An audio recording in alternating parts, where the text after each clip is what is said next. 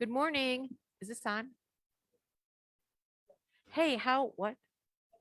Oh, okay. Okay. Good morning. How wonderful it is to have everybody back again. Um, you people out there in TV land or Facebook land, you didn't see me standing over there going, now, now. So it's not like I wasn't excited. Now? Oh, now. Mitch, are we ready? Oh, let's everybody stand up and let's do our song, Nothing is Impossible.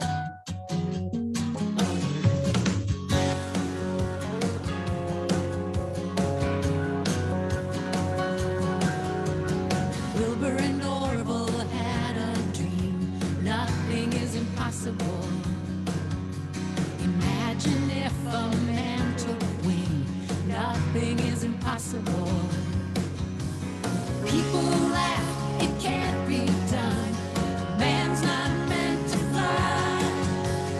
Their little dream changed everything. They dared to touch the sky. Nothing is impossible. Dreams are made to shine. When you blow by every obstacle and move like you're unstoppable, nothing is impossible. That was a good practice one.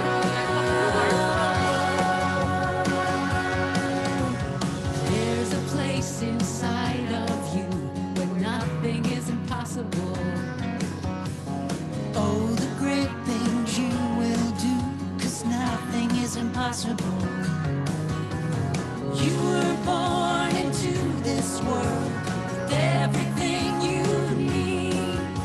Hold on to your heart, the magic starts the moment you believe. Nothing is impossible. Dreams are made to fly. When you blow by every obstacle and move like you're unstoppable, nothing is impossible. Nothing Come on. is Let's go. We got one more good one. You were born to shine. When you blow by every obstacle and move like Shout it you're out. unstoppable, nothing is impossible. Welcome, welcome.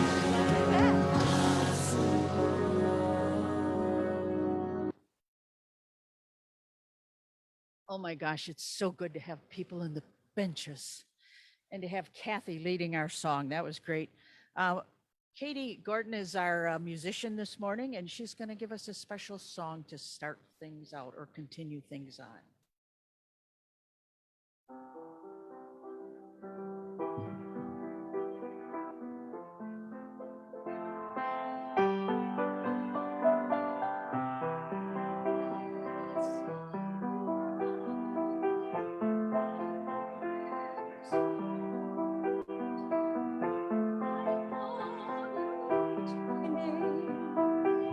To share my home, no longer be afraid. I am your God.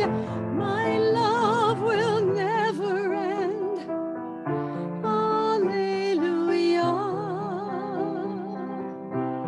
Though you have sent me, Lord, to every land, I can't find words to speak your ways of love.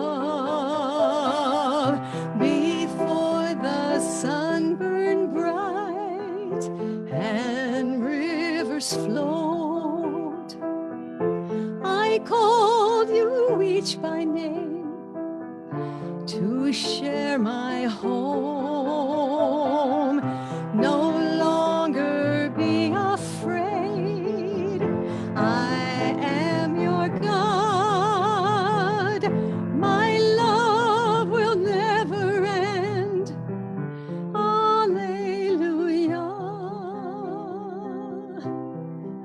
Lord reached out his hand and touched my tongue.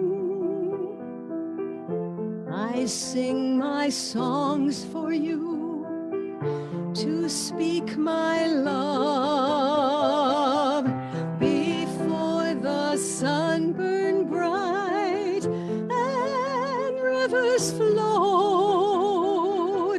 I called you each by name to share my home. No longer be afraid. I am your God. My love will never end. Alleluia. My love will never end. Alleluia.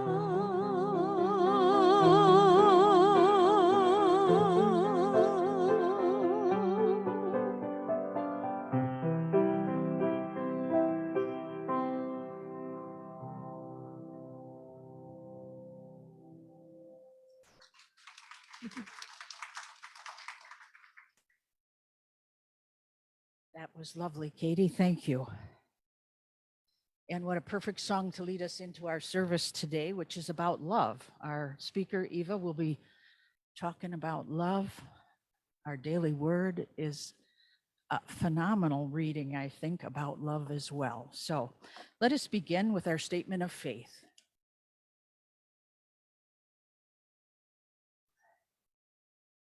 Okay, there it is. There is only one presence and one power in the universe and in my life. God, the good omnipotence. And our affirmation, thank you, God, that we have come to this place to release the past, celebrate the present, and embrace the future in love, peace, harmony, and prosperity. Sue, we could have the, congregational affirmation. Sorry, it's not on my cheat sheet here. Okay, our congregational affirmation, please. We at the Unity Center are a loving, diverse, inclusive, spiritual community who come together to demonstrate and live the teachings Jesus Christ by listening, learning, and empowering ourselves and others. All right, we have people here today, which is so wonderful. If anybody, this is a time when we take prayer requests. So if anyone has anyone to pray for, please call their first name out alone and what we're praying for. Joanne. Ken, okay. Kevin. All right. Gwen, Lynn. Yes, Ginny.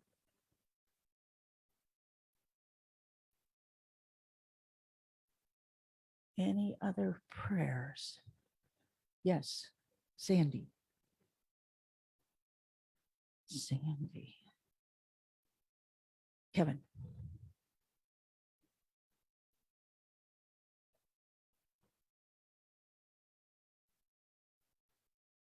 Okay. Very good. If we can all just take a moment now, center ourselves and touch that sacred part within us, that holy place where we all have the power of healing. And let us send that energy, that healing energy, to Ken, to Arlene, to Lynn and Leslie, for Sandy, and for Cindy and her family. So for all these and any parts in our own lives where we need healing, we know our city certainly needs healing, our state, our country, our world. We need a lot of healing, and love, I think, is the answer to that. So we offer all these things. We believe healing is there, and we say, so be it. So it is. All right, Sue, if you want to read our daily word today.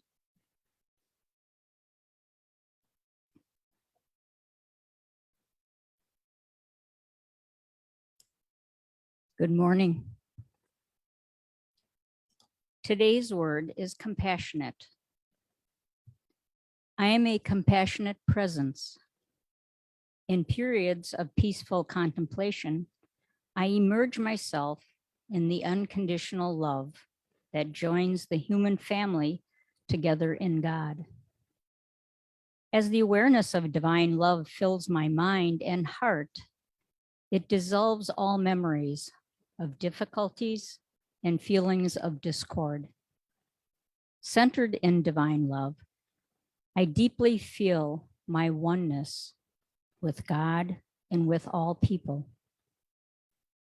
I now see the people in my life anew, beholding the divinity of each dear one I meet. My heart overflows with empathy as I respond to their troubles and celebrate their triumphs. I am patient. I listen with intention. I recognize their divinity as I recognize my own. I welcome the flow of love as it blesses me as well as those with whom I am sharing my compassion. You shall not take revenge or bear a grudge against any of your people, but you shall love your neighbors as yourself. I am the Lord. Leviticus 19:18.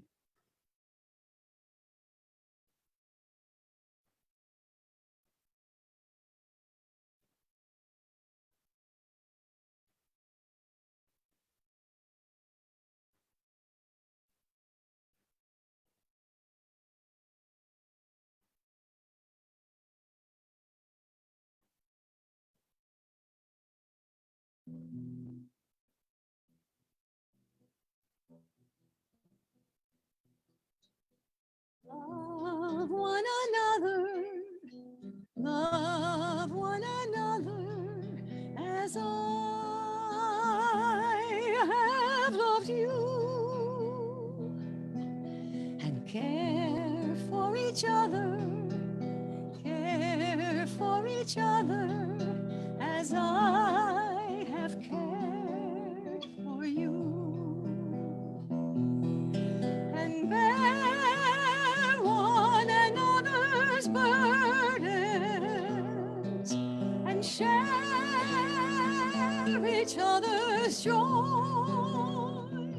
and love one another and bring each other home. Sing together here as I have sung with you, and enjoy each other here as I've rejoiced with you. Love one another as I have loved you. And care for each other as I have cared for you.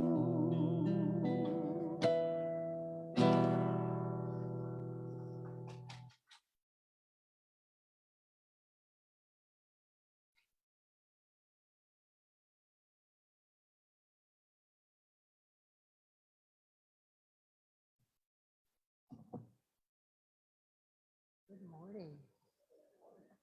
Community Center, to the lovely guests and members here today, and for those that will be looking in virtually, I welcome all of you.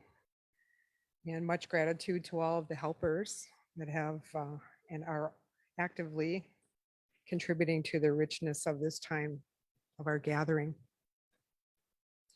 As most of you know, today's message is love one another. It's a timely topic in many ways, especially since it's related to the theme of Valentine's Day, which is tomorrow. So happy Valentine's, everyone. I hope you will find something in my message to bring you some inspiration and some spark. as well as some things for contemplation about your experiences and how you express your love towards others. So let me begin with some foundational groundwork regarding how we can best get to a place where we're able to authentically love one another. The thing about love and its definition and the implication of love varies a great deal by personal and collective interpretations. Love, in my opinion, often manifests in forms of duality in the 3D human condition. In recent times, the presence of love seems to be almost unrecognizable in many ways. And one of the most miraculous things that love can offer us is the ability to aid us in our healing and to assist us with the growth of our spiritual consciousness. In part, what we have been witnessing in recent times is the growing number of grievances and rise of hatred and hate crimes, increased judgment of others, criticism, projecting shame and guilt, and many other forms of contrast of loving one another. In the teachings of the Course in Miracles, there's only two conditions that we can experience, and they are love or fear. And obviously we can see that those are exceptions that are expressed through duality and opposite perspectives and often occur very differently experientially. I've been using this idea or concept of a spectrum when seeking a way to understand these extremes. And I subscribe that we all really operate in a place of what I call the field of polarity, the range of emotions and feelings that offers many ways to experience both love and fear. And most of us are not living in a constant and consistent state of all-encompassing love, nor are we in a place where we view all things and people from hate or disdain. And I can say with a great deal of certainty that none of us among us here and in the world amongst us have never sinned. And for this conversation, I refer to sin as an immoral act, and it's considered to be a breach against divine law. So that can certainly occur in many, many ways. Or more simply put, knowing the moral distinction simply between right and wrong.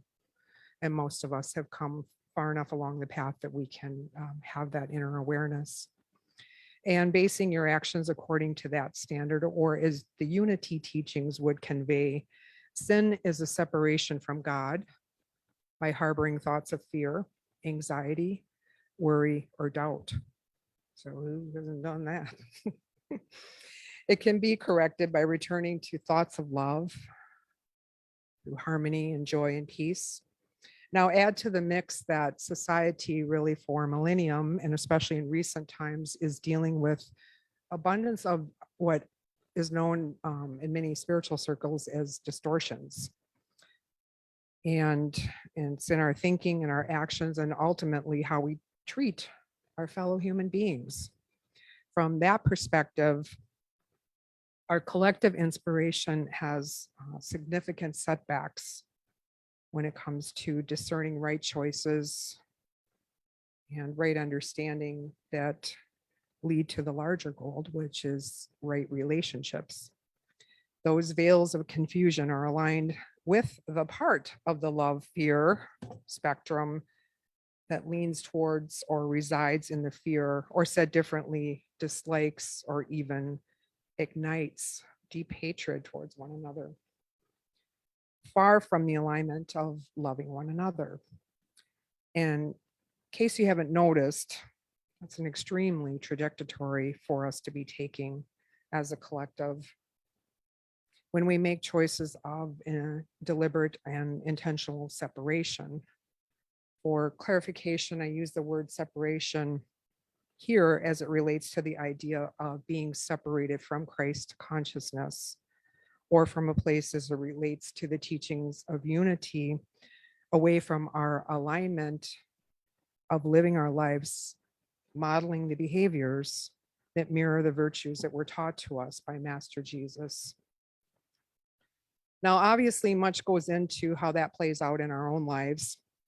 From a karmic perspective, for those that embrace or entertain the belief of reincarnation and believe that we're all subject to the laws of karma based on each and every choice that we make, both significant and small, we can use the principles of karma as a guide to what behavioral choices we make when it comes to other people in our lives. As one of my teachers put it, we're all here just working out and perfecting our contracts. And this, again, from a karmic perspective, and by that, he was really saying, referring to our soul contracts with others that we're interacting as we do so. But love is love, and the ability to transmute, it has the ability to transmute every other form of energy ever. It is the field where all possibilities exist. And many of you know, all you need is a little slight hint of doubt to seemingly chase love away, let alone other negative forms that are constantly lingering on standby to sabotage love, such as jealousy, greed, envy, along with many other forms of fear that you might bring to mind. In other words, we influence and co-create or deflate our own experiences of love and happiness through our thoughts. Love as an energy doesn't know this or respond to the relentless attacks of fear. Instead, it remains constant and unchangeable as a source field of inclusivity. Even though the words and the experiences of love have been greatly cheapened by humans over time, minimized, denied, forgotten, smothered, abandoned, craved, traded, and even to the extreme, some have died for love.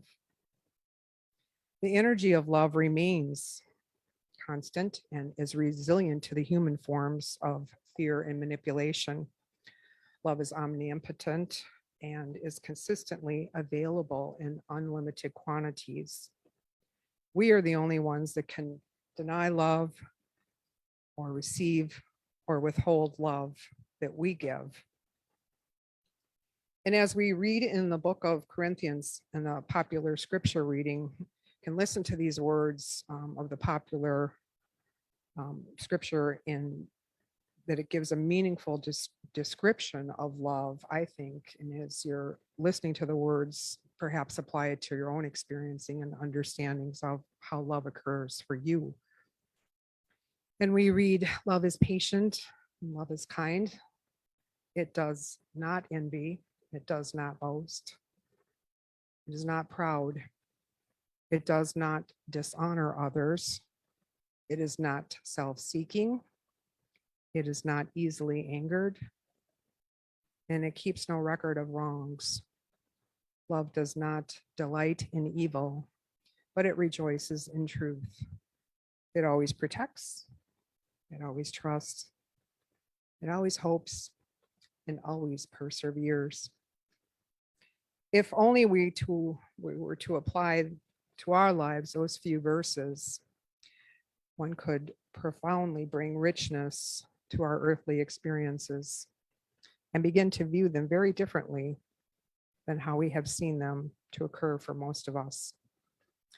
So actually, we could conclude that love has nothing to prove. And from the A Course in Miracles perspective, has no need to defend and has no need to attack.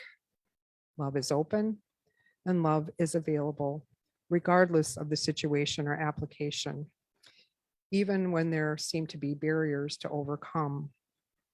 And from our human condition in the 3D that often focuses on the outer form, we are wise to remember that everything in the material form is temporal, that it does not endure, it is finite, and it has limitations. And again, the Course in Miracles would say it is not real, or differently said, it is not lasting or permanent. And in contrast to that impermanence, we find from a spiritual perspective, love is known as an energy, is constant. And when viewed from the astral plane or from the filters of emotions, it becomes interpretive by the ego or a personality. I love this, but not that. I don't love this because you're doing it the wrong way. I love it when you do it this way. And it becomes easily skewed and confusing. So, viewed from the physical nature, we have romantic love or fun love, the exciting, sparky kind of love, which is stimulating and often out pictures as infatuation. And this type of love is thought to be characteristically youthful and even immature sometimes, and referred to as blind love, in which we often overlook or unconscious of its potential shortcomings or downfalls when it's not reciprocated. Whereas from a more evolved love perspective conveys a sense of wisdom and clarity through mindfulness.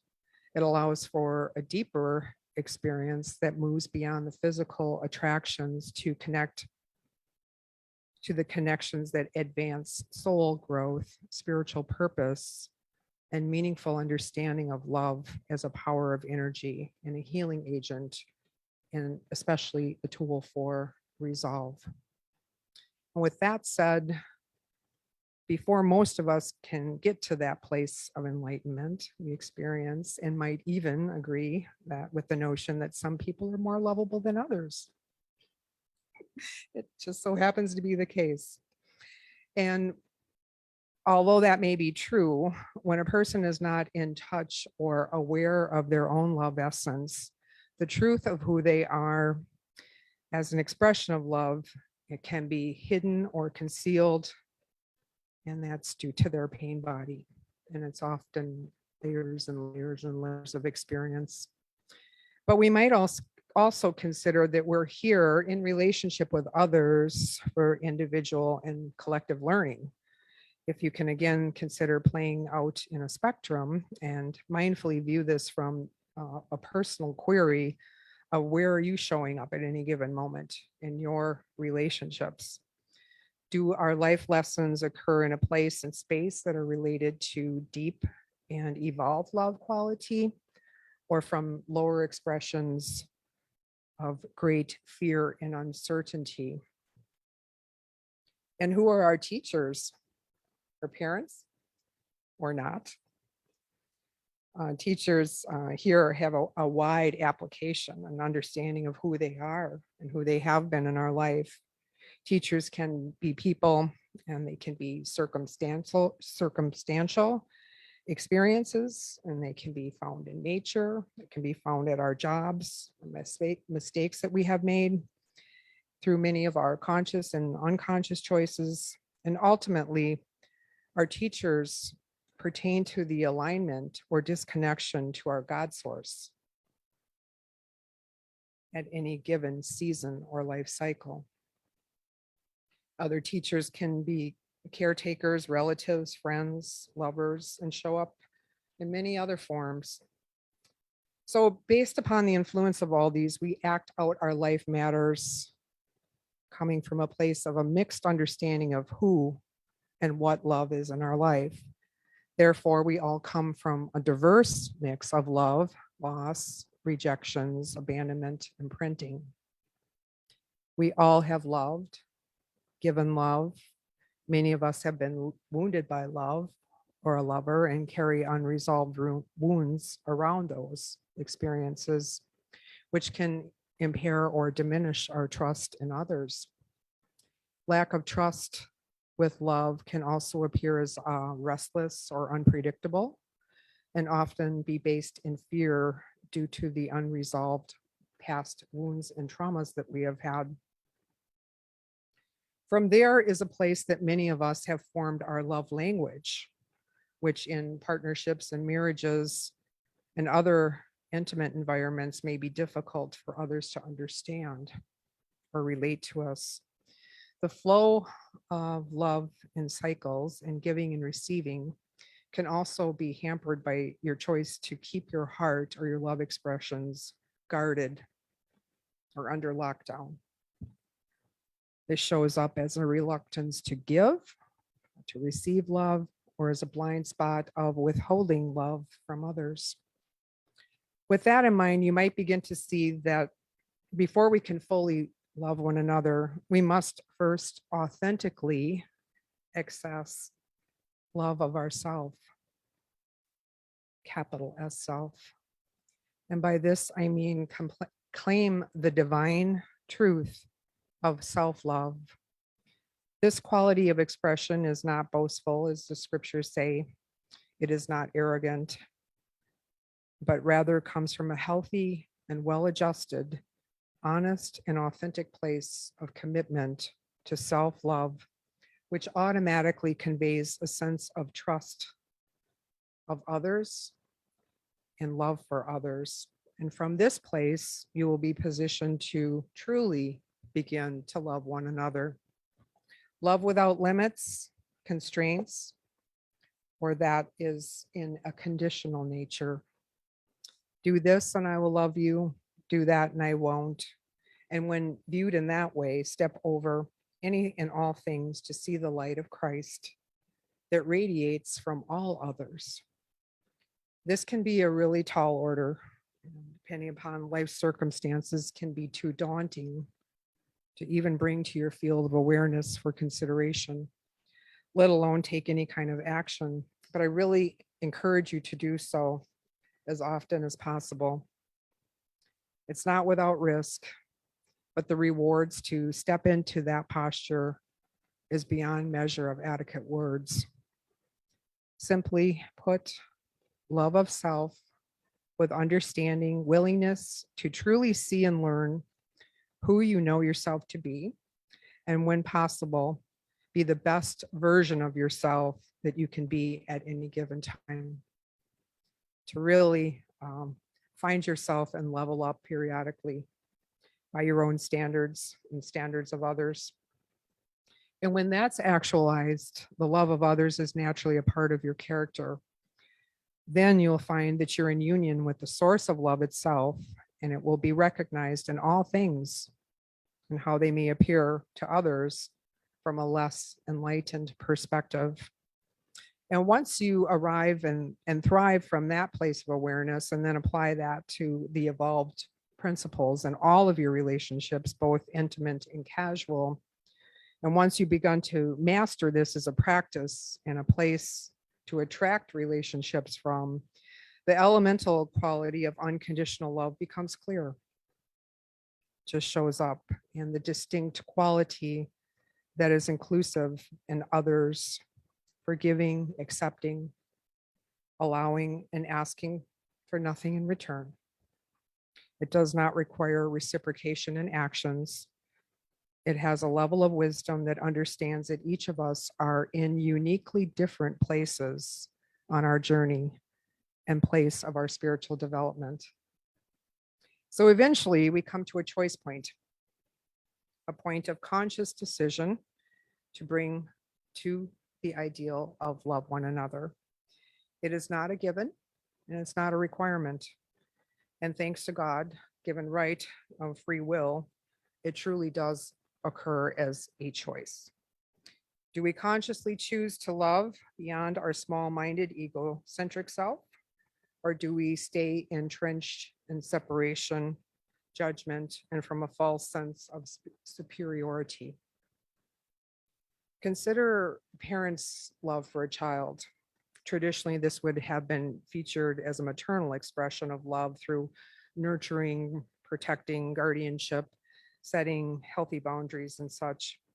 Now, however, as humans have evolved, this often is the case that both gender roles provide, where the father or father figure is often very much of part of the caregiving and nurturing roles as we continually strive to balance our divine masculine and feminine expressions.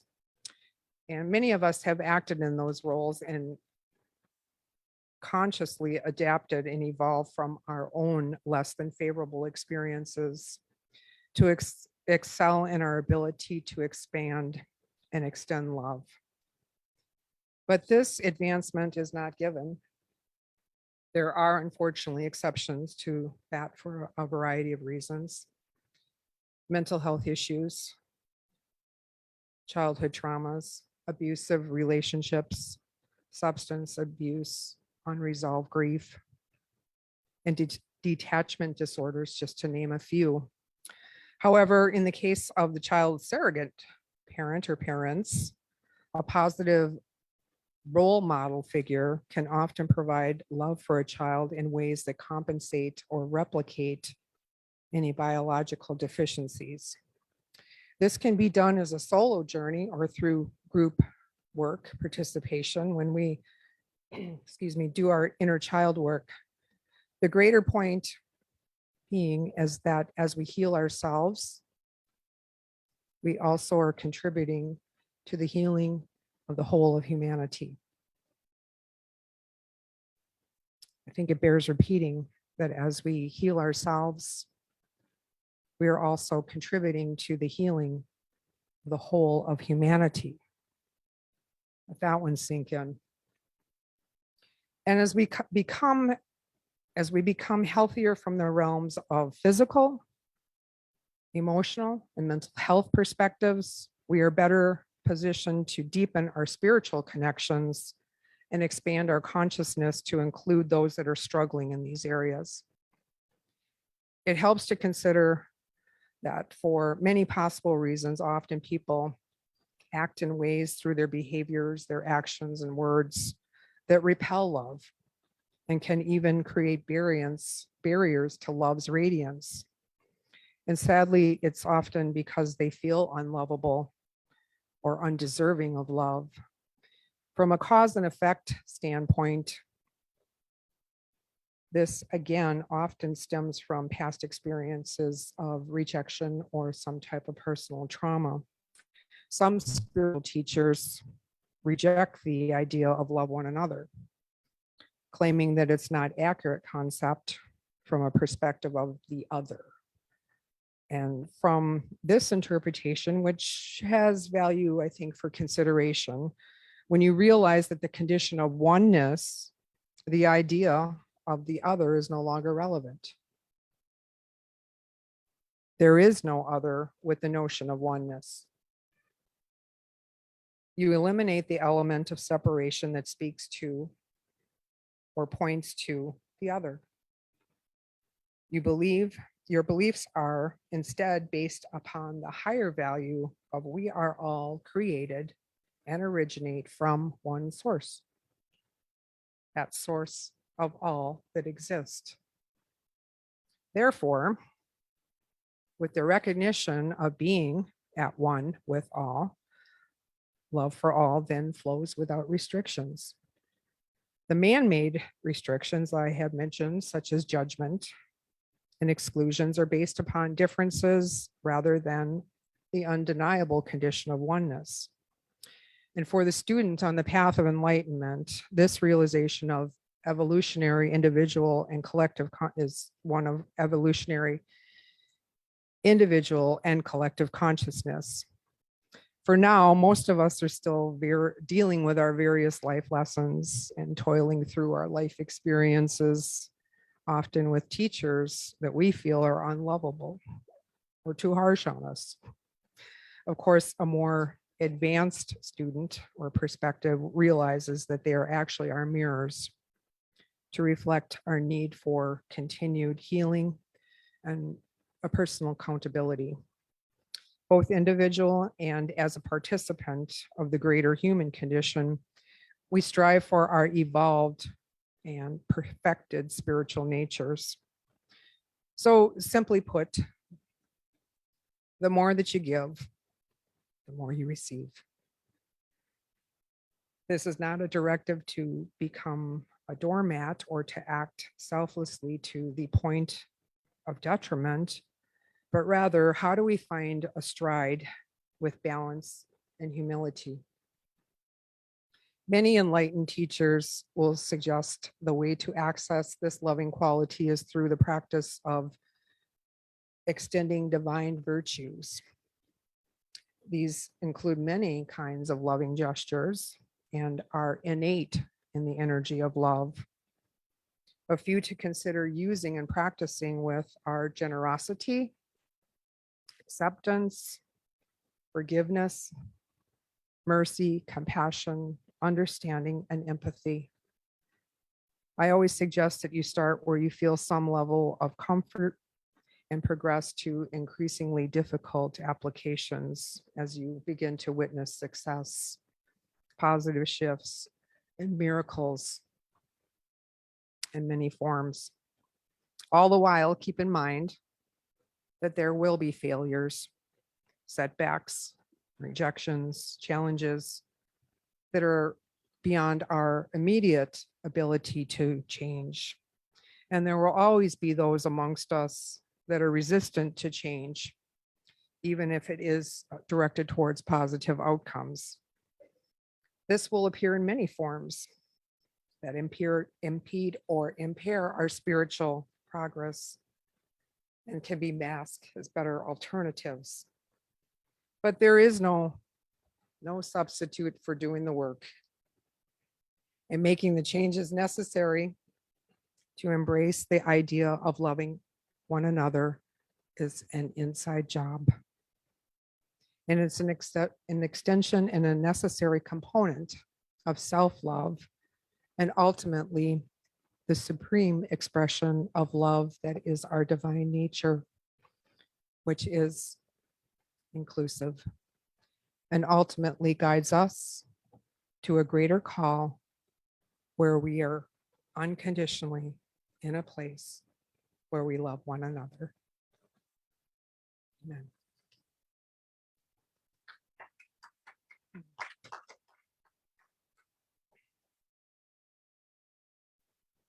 So with all that, you may consider taking it into this brief little sliver in time we have for a meditation.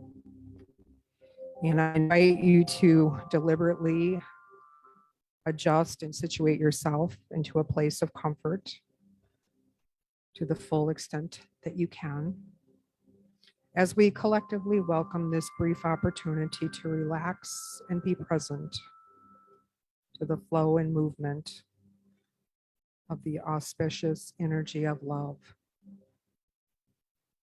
If you feel comfortable, you can close your eyes and imagine a field of light surrounding you and providing a protective shield around your personal space. Take a moment to scan and review your physical body. Again, making any slight shifts and adjustments to promote your physical comfort as you allow yourself to ever so gently let go of any potential distractions. Sounds you might detect can be minimized and tuned out. Mind chatter can be invited to momentarily be still.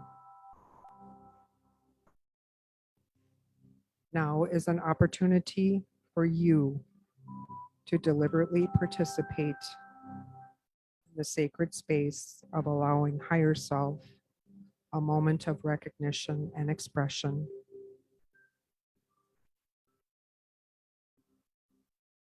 To facilitate this, I invite you to be mindful of your breath. Notice the ease of this movement, the sense of comfort and safety breathing deeply and rhythmically can bring.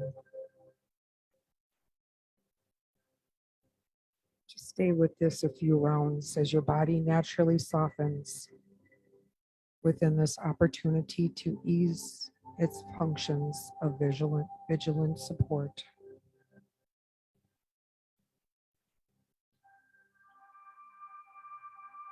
There is no effort needed in this now moment. You may simply be.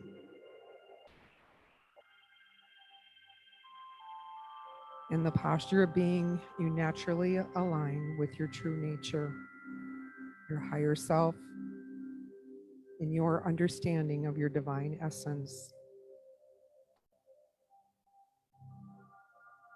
And for a moment, allow that to develop in your mind's eye and notice its calming nature.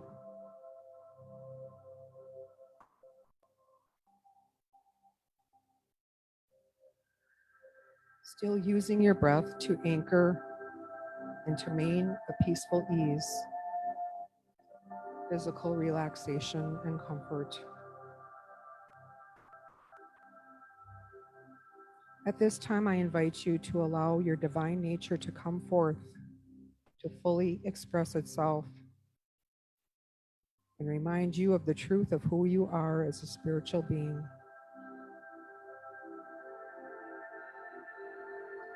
That part that permanently resides in the energy of love, knows only love, and expresses from a place of pure and unconditional love essence.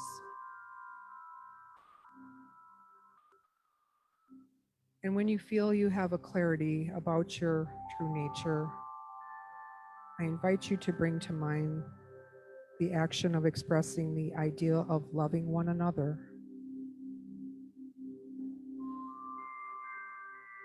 Allowing your creative impulses to provide you with details of how this may look or play out in your everyday life. Is it one person that comes to mind that you struggle with and accept from a place of love? Is it a larger group of people that you feel has different values or beliefs than you do? If so, ask Spirit if there is an opening or a suggestion that might provide insight or value for you to begin to bridge the distance or disdain that you feel.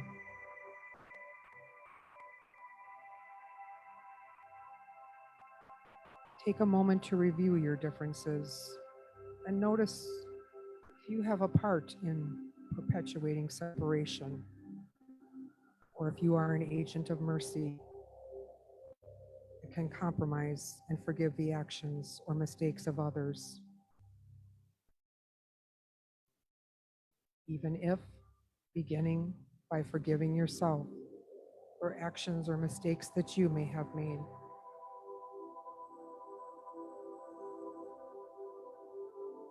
After you feel you have gotten some insight on this, begin to imagine people on this planet that are in grave conditions of suffering.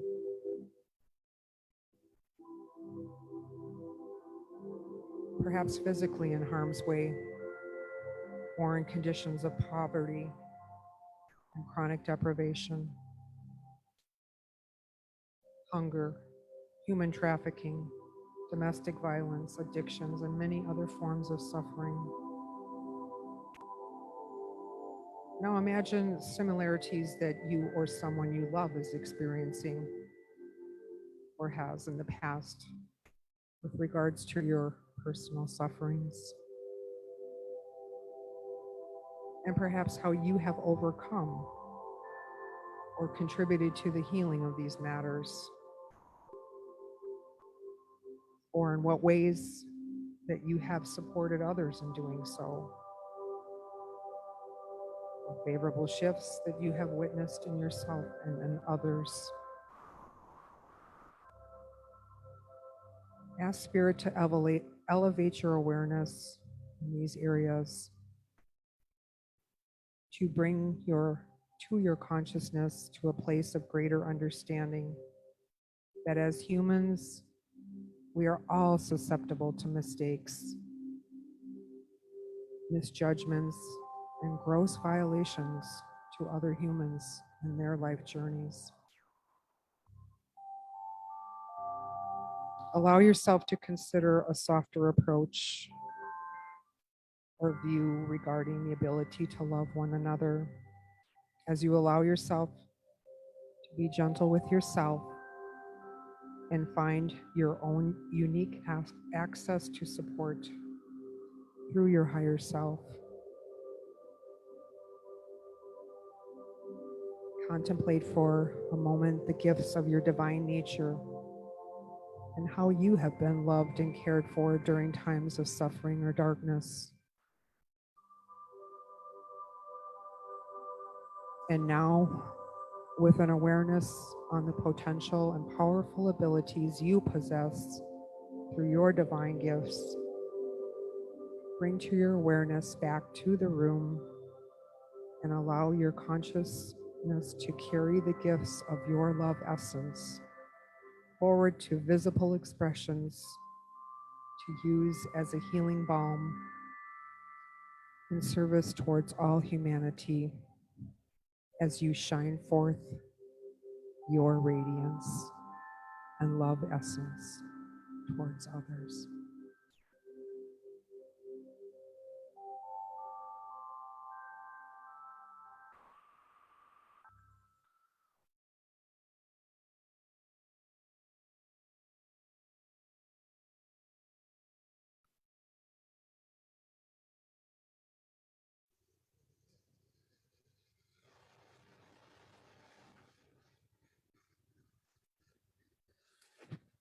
Thank you, Reverend Eva, for those words and the meditation. And if you join me now in our offering prayer, there is no lack or limitation. Freely I give, and freely I receive from God's abundance. I am blessed as I give, and unity is blessed in receiving. Diane will pass the basket around in here.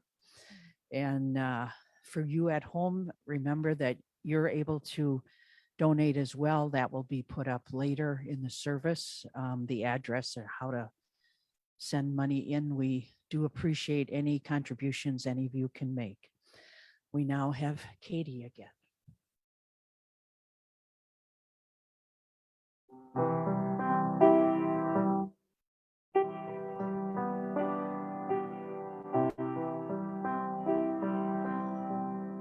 Come into the silence, rest for a while,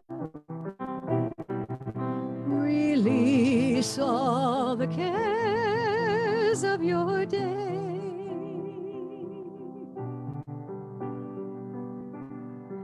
Come into the silence, quiet your mind. Spirit has something to say.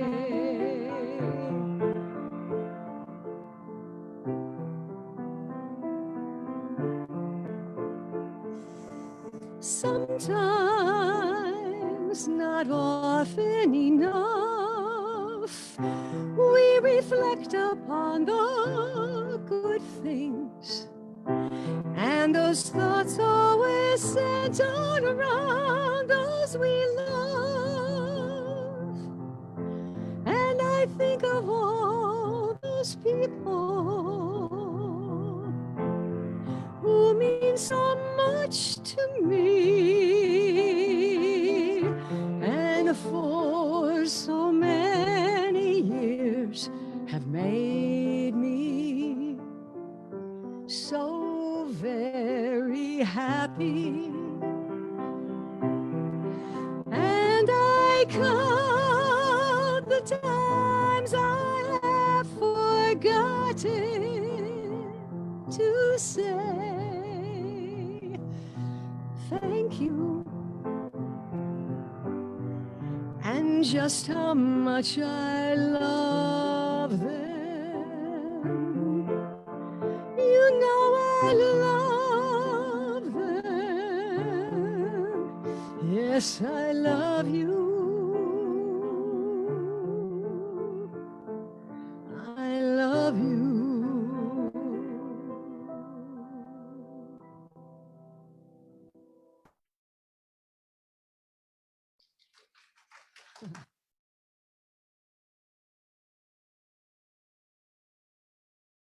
That was beautiful, Katie. And it brought tears to my eyes. We sang this at my uncle, who was a priest. We sang that at his 60th anniversary mass, and at an aunt and uncle's 50th wedding anniversary. So that touches my heart deeply. Yeah, beautiful, beautiful. All right, Diane, thank you for collecting and bringing up the offerings. We ask blessings on these and all the benevolence that all of us have in giving. We appreciate that. That helps our center grow, and may it bring all prosperity. Thank you.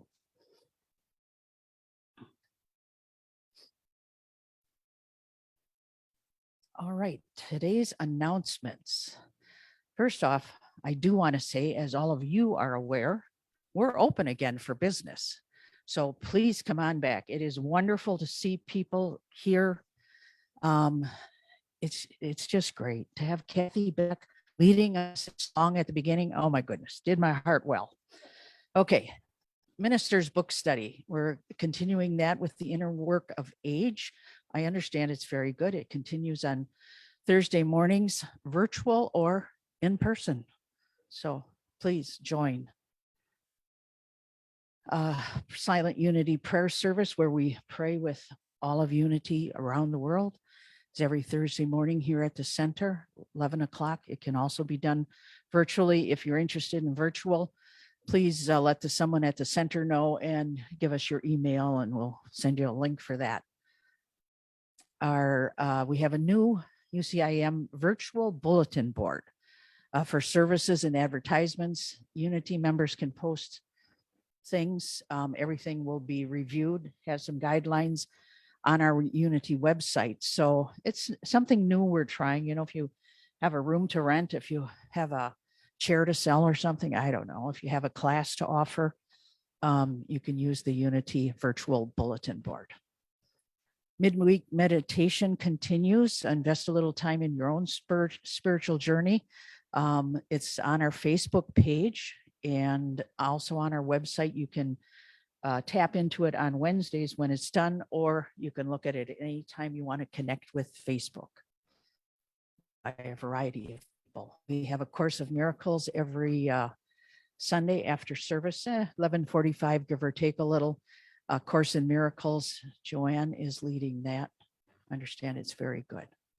Life Journey groups continue, meeting the second and fourth Monday of the month, 6:30 to 8:15-ish. Cindy is the facilitator of that. Bring yourself an open mind and a warm heart also helps.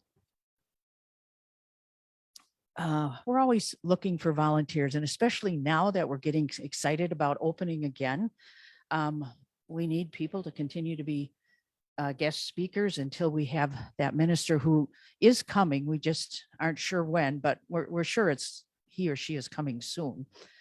We need greeters in Sunday morning before the service. Kitchen help, get the coffee going and make sure the coffee pot's unplugged at the end. You can reach out to Diane or myself, Diane Smith O'Connor, or email Diane. Our annual membership meeting, very important, coming up on the 24th of April at noon. We need to have everyone renew their membership. And if you wish to become a member, if you aren't a member, if you would like to become a member, let us know by the 1st. And I believe Russ has agreed to teach a couple of classes on the basics of unity. So that would be helpful. And some of you, like me, might even want to go to that again. All right. We'll sing now our final song. I don't know if we want to gather in a circle. Yeah. Oh, yeah. Eileen, sorry. Eileen had an announcement too. Basically, I just wanted to let you know the contribution letters are here. You can pick them up day after service. Those that don't get picked up will be mailed out on Monday. I apologize for the delay in getting them out, but I was quarantining myself with COVID. And now it's over with. I'm feeling better, and I'm catching up on the book work here. So I'm at the lawn table in the fireside room. I have stuff spread out.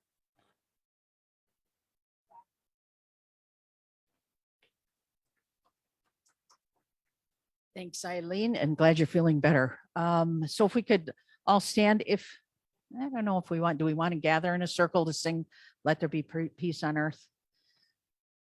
I guess we'll sing it in our pews. All right.